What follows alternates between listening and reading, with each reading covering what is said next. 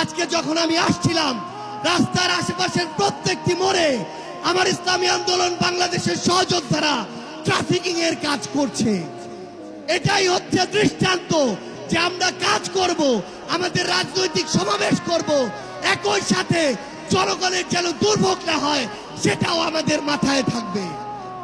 আমরা এর আগেও দেখেছি এই মাঠে প্রোগ্রাম হয়েছে, প্রোগ্রাম শেষ করে মাঠের প্রত্যেকটি ময়লাকে পরিষ্কার করা হয়েছে। এটাই হচ্ছে আগামীর বাংলাদেশের দৃষ্টান্ত যে আমাদের যারা সাময়িক যদি কোনো সমস্যা হয় আমরা আবার ঐক্যবদ্ধভাবে সেই সমস্যার সমাধান করব। আমরা আপনাদেরকে স্পষ্ট করে আমাদের জাতীয় নাগরিক পার্টি এনসিপির পক্ষ থেকে অঙ্গীকার করি, বাংলাদেশের প্রশ্নে, জনগণের প্রশ্নে আপনারা যদি ঐক্যবদ্ধ থাকেন, আপনাদের সাথে কাঁধে কাঁধ মিলিয়ে 24-এর মতো এনসিপি আবারও আগামীর বাংলাদেশে লড়াই করবে।